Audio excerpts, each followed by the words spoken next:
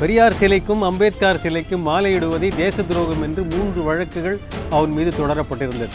53 நாட்களுக்கு பிறகு வந்திருக்கும் அவன் நேரடியாக வீட்டுக்கு வரவில்லை. சிறைச்சாலையிலிருந்து நேரடியாக மருத்துவமனைக்குத்தான் இன்றைக்கு அவன் அனுமதிக்கப்பட்டிருக்கிறான். தனிமைச் சிறையில் அடைக்க வேண்டிய அளவுக்கு அவன் கொடூரமான ஒரு குற்றவாளியும் அல்ல. இது ஜனநாயகமாக இல்லை என்பது வெளிப்படையாக எல்லாருக்குமே தெரியும். வளர்மதி கைது ஆனதும் அல்லது அதுபோல சோஃபியா மீது எடுக்கப்பட்ட நடவடிக்கையும், திருமுருகன் காந்தி மீது எடுக்கப்பட்டிருக்க நடவடிக்கையும், அதே போல் எஸ்வி சேகர், ராஜா போன்றவர்கள் மீது எடுக்கப்படாமல் இருக்கக்கூடிய நடவடிக்கையுமே இது ஜன மரபுக்குள் இல்லை என்பது வெளிப்படுத்தக்கூடிய ஒரு விஷயம்தான். மத்திய அரசு என்ன நினைக்கிறதோ அது இங்கே செயல்படுத்தப்படும்.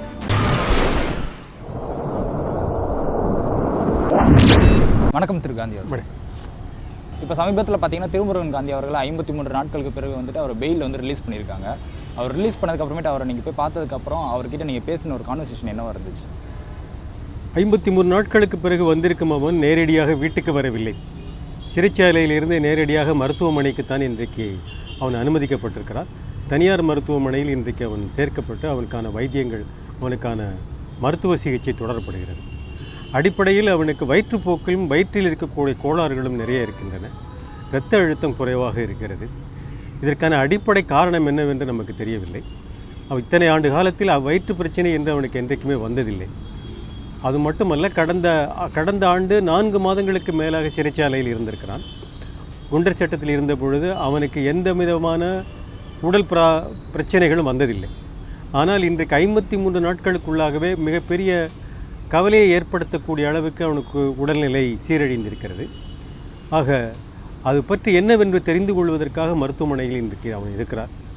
அவன் உடல் பிரச்சனைகள் என்ன என்பது மருத்துவ ஆய்வுக்கு பிறகு தான் தெரியும். நீங்கள் அவங்கக்கிட்ட போய் எதுவும் நீங்கள் இன்னும் பேசலையா? அவங்கக்கிட்ட நான் பேசியிருக்கேன். உடல்நிலை பற்றி சற்று கொஞ்சம் உடல் நலிந்து இருக்கிறான்ங்கிறது எனக்கு தெரிகிறது. கொஞ்சம் தன்னம்பிக்கையுடன் இருக்கிறார். அது இல்லாமல் தான் சீக்கிரம் வெளியில் நடவடிக்கையில் ஈடுபட முடியும் என்ற நம்பிக்கை வெளிப்பாடு இருக்கிறது. அதை தவிர பெரிதாக ஒன்றுமில்லை. குடும்பத்தை பற்றிய மற்ற செய்திகளையும் மற்ற விவரங்களையும், குடும்பத்தில் இருக்க சுற்றத்தினரை பற்றிய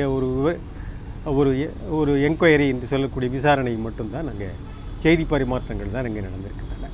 இன்னொரு தகவல் என்னென்னு பார்த்தீங்கன்னா, சிறைச்சாலையில் அவரை தனிமைப்படுத்தி வச்சுருந்தாங்க. மற்ற ஒரு கைதிகளோடு அவரை மிங்கிளாக விடாமல் வச்சுருந்தாங்கன்னு சொல்லிட்டு ஒரு தகவல் வந்திருக்கு.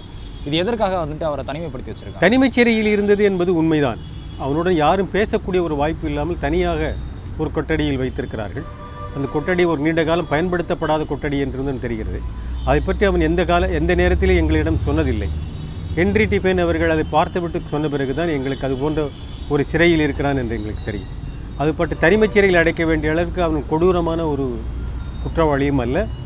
அவன் ஒரு அரசியல் கைதி மட்டும்தான். அந்த மரியாதையை இந்த அரசும் சிறை அதிகாரிகளும் தந்திருக்க வேண்டும்.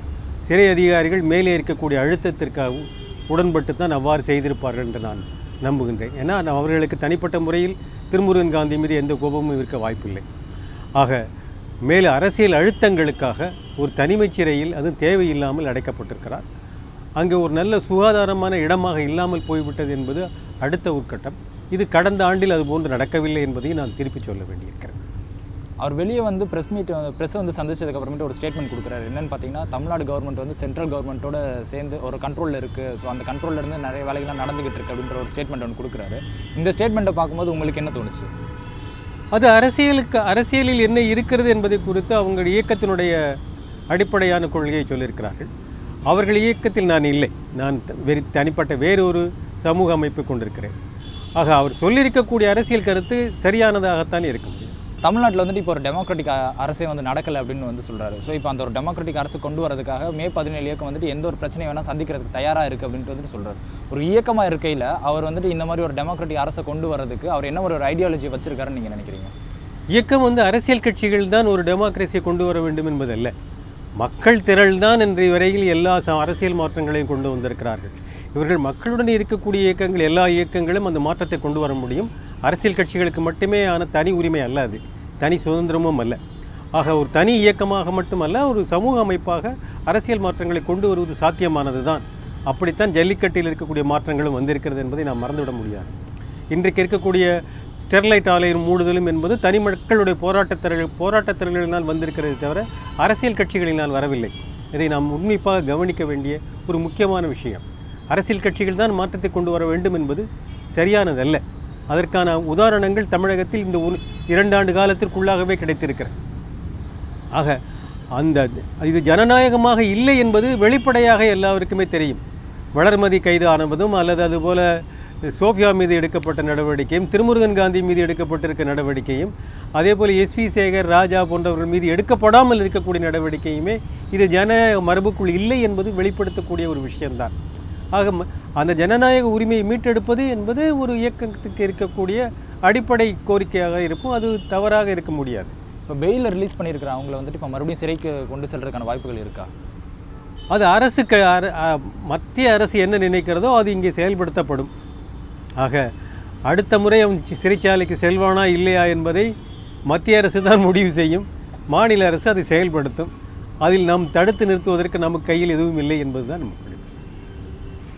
அவர் பெங்களூர் ஏர்போர்ட்டில் வந்துட்டு ஃபஸ்ட்டு வச்சு அரெஸ்ட் பண்ண உடனே வந்துட்டு மெஜிஸ்ட்ரேட் கிட்ட வந்துட்டு ஆஜர்படுத்துறாங்க. ஆஜர்படுத்தினோன்னே வந்துட்டு இல்லை ரிமாண்ட் பண்ணுற அவசியம் இல்லைன்னு சொல்லிட்டு அவர் ரிலீஸ் பண்ணிடுறாங்க.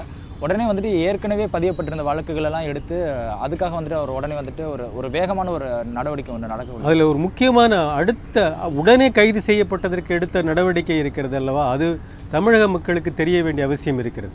அவர்கள் என்ன செய்தார்கள் என்றால், கடந்த ஆண்டு செப்டம்பர் 21 அன்றைக்கு பெரியார் சிலைக்கு மாலை அணிவித்தார் என்பதை ஒரு தேச துரோகம் என்ற ஒரு குற்றச்சாட்டை சொல்லி அவர்கள் அதற்கான முதல் தகவல் அறிக்கையை திருத்தி இந்த 127A என்ற இந்த பிரிவினை சேர்த்து தான் அவர் கைது செய்தார்கள்.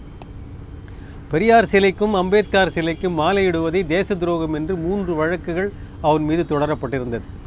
அவற்றில்தான் இன்றைக்கு அவன் ஜாமீன் பெற்று வெளியே வந்திருக்கிறான்.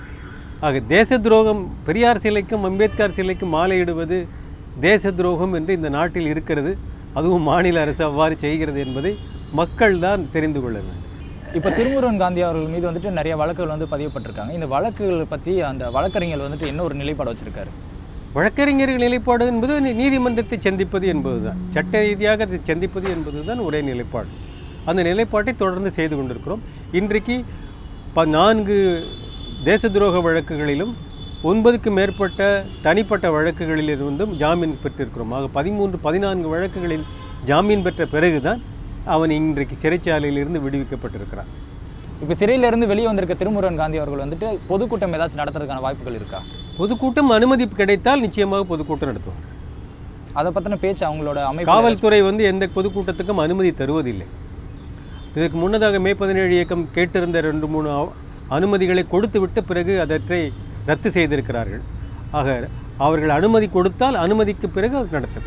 சட்டத்துக்கு உட்பட்டு அந்த கூட்டம் நடக்கும். சிறையிலிருந்து வெளியே வந்த திருமுருகன் காந்தி அவர்கள் வந்துட்டு அவரோட குடும்பத்தை சந்திச்சாரா? இன்னும் குடும்பத்தினர் அவரை போய் சந்தித்திருக்கிறார்கள் மருத்துவமனையில். அவர் இன்னும் குடும்பத்தை சந்திப்பதற்கு வீட்டிற்கு இனிமேல் தான் வர வேண்டும். உங்களோட கருத்துக்களை எங்களோட பகிர்ந்தமைக்கு நன்றி. நன்றி.